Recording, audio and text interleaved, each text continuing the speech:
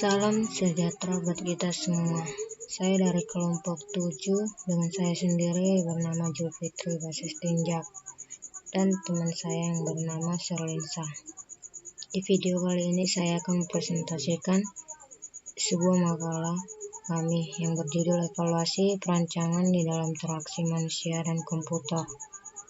Evaluasi merupakan tes atas tingkat penggunaan dan fungsionalitas sistem. Evaluasi dilakukan untuk memastikan kecocokan dengan permintaan pengguna dan untuk melihat apakah hasil rancangan dengan proses uji coba sistem yang telah dibuat sesuai dengan user. Tujuan evaluasi. Teknik evaluasi ini mempunyai tujuan, yaitu yang pertama, melihat seberapa jauh sistem berfungsi. Dalam arti ini, desain sistem memungkinkan user melakukan tugas yang dibutuhkan dengan lebih mudah. Ini tidak hanya membuat fungsionalitas yang sesuai ada di sistem, tetapi membuat mudah mencapai user. User dapat melakukan aksi untuk melaksanakan tugas. Juga mencakup kesesuaian pengguna sistem terhadap harapan user pada tugas tersebut. Evaluasi pada tahap ini meliputi pengukuran untuk melihat keefektifan sistem dalam mendukung tugas. Yang kedua, mengetahui efek suatu interface ke pengguna. Ini mencakup pertimbangan aspek dari kemudahan sistem dipelajari, usability dan perilaku user. Penting juga untuk mengidentifikasi area desain yang berlebih dari user dengan menggunakan sejumlah informasi yang berlebih. Yang ketiga, mengidentifikasi problem yang terjadi pada sistem. Ketika menggunakan konteks yang diinginkan menyebabkan hasil yang tidak diinginkan atau terjadi kekacauan di antara user. Ini tentunya berhubungan dengan usability dan fungsionalitas dari desain, atau bergantung pada sebab masalah. Tujuan ini merupakan aspek negatif dari desain. Judul yang kedua, jenis-jenis evaluasi. Ada 3 jenis utama dari evaluasi, yaitu yang pertama, dalam kondisi percobaan atau laboratori. Pada kondisi ini, percobaan atau laboratori, penggunaan pengujian sistem ini pada ruang percobaan mempunyai beberapa kondisi diantaranya. Yang pertama, laboratorium yang bagus biasanya memiliki fasilitas perekaman audio atau visual yang baik. Yang kedua, operator bebas dari gangguan yang menghambat pekerjaan.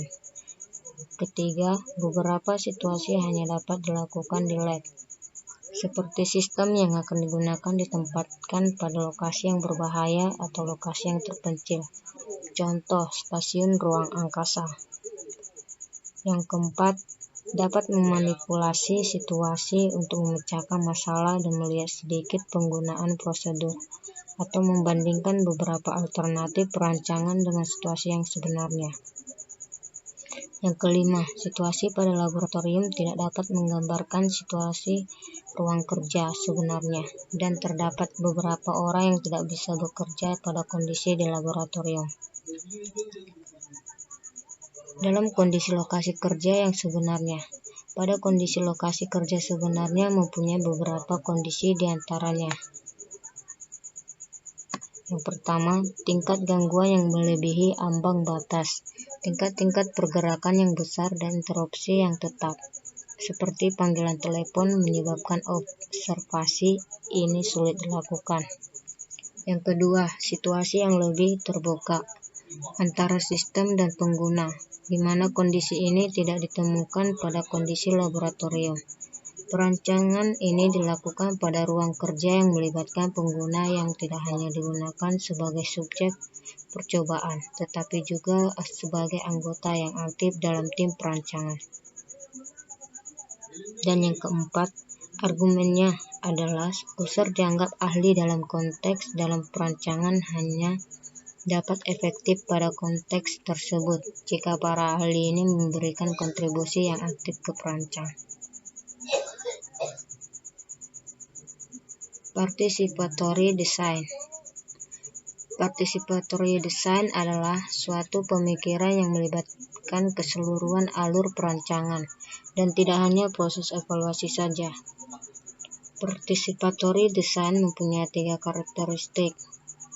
Yang pertama, meningkatkan lingkungan kerja dan tugas. Ini membuat perancangan dan evaluasi berorientasi kerja atau konteks dibanding berorientasi sistem. Kedua, mempunyai sifat kerjasama atau kolaborasi, yakni pengguna dilibatkan sebagai anggota tim dan mempunyai kontribusi pada setiap tingkat perancangan.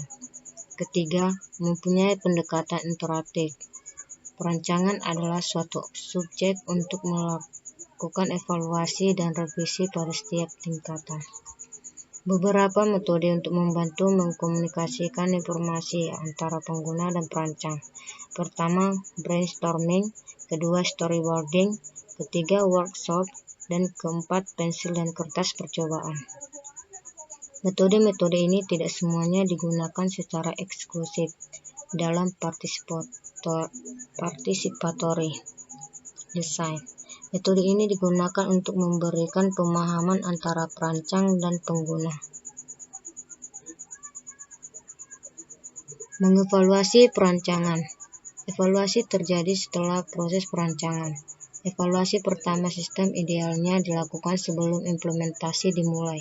Jika perancangan dievaluasi, kesalahan dapat dihindari karena perancangan diubah atau diperbaiki sebelumnya. Sejumlah metode dibuat untuk mengevaluasi perancangan sebelum implementasi, yaitu cognitive walkthrough.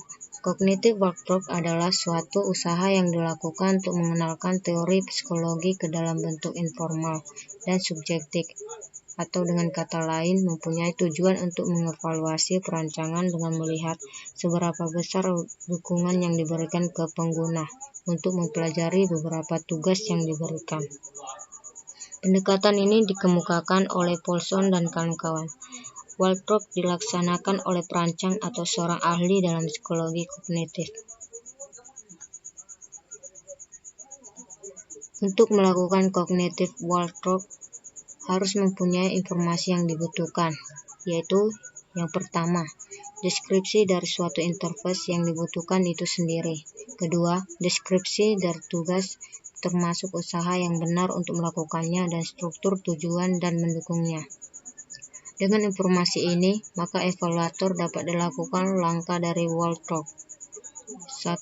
Pilih tugas. Kedua, deskripsikan tujuan awal dari user. Ketiga, lakukan kegiatan atau aksi yang tepat. Dan selanjutnya, analisa proses keputusan untuk setiap kegiatan.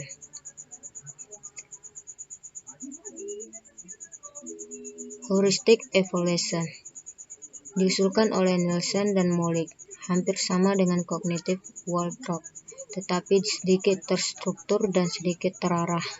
Pada pendekatan ini, sekumpulan kriteria usability atau heuristik diidentifikasi dan perancangan dilaksanakan, misalnya di mana kriteria dilanggar.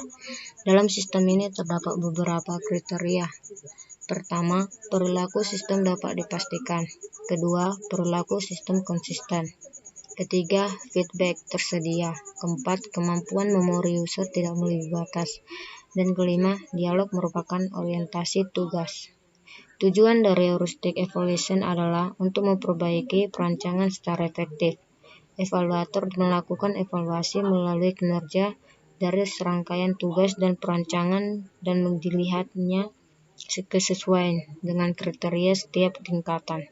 Jika ada kesalahan terdeteksi, maka perancangan dapat ditinjau ulang untuk memperbaiki masalah ini sebelum tingkat implementasi. Metode empirik atau evaluasi eksperimen. Suatu metode yang sangat kuat dalam mengevaluasi perancangan atau aspek dari perancangan adalah menggunakan eksperimen yang terkontrol. Ini menyediakan kenyataan empiris untuk mendukung klaim umum atau hipotesis. Setiap eksperimen memiliki dasar yang sama. Dalam bentuk dasar ada sejumlah faktor penting terhadap keseluruhan kehandalan eksperimen yang harus dipertimbangkan dalam perancangan eksperimen. Adapun faktor-faktor tersebut adalah: yang pertama, subjek. Subjek terdiri dari 4, yaitu pertama, pemilihan subjek sangat penting dalam beberapa eksperimen. Kedua, harus secepat mungkin dengan keinginan user. Ketiga, jika subjek bukan user sebenarnya, maka subjek yang dipilih harus sama usia dan tingkatan pendidikan sebagai kelompok user yang dimaksud. Keempat, ukuran sampel yang dipilih. Kebanyakan yang ditentukan dengan pertimbangan pragmatis, kehandalan dari user terbatas. Yang kedua, variabel. Variabel terdapat 2 pengertian, yaitu yang pertama independent variable, di mana karakteristik suatu eksperimen yang memanipulasi untuk menghasilkan kondisi yang berbeda sebagai perbandingan. Contoh, jenis interface, level dari health, jumlah item menu, dan perancangan icon. Setiap variabel ini dapat memiliki nilai yang berbeda. Masing-masing digunakan dalam eksperimen sebagai level variabel. Kedua, dependent variable. Variabel yang dapat diukur dalam eksperimen. Contoh pada variabel independen adalah kecepatan dari pemilihan menu.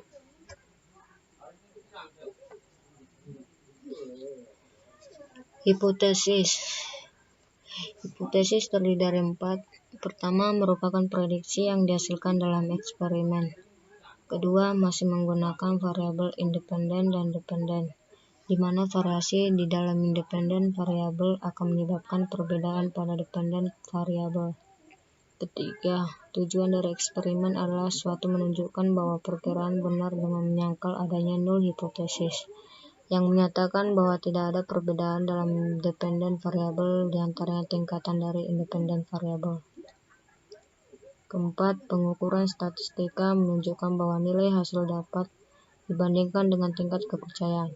Jika nilai tertentu ada pada tingkat kepercayaan, hipotesis nul tidak benar. Perancangan eksperimen.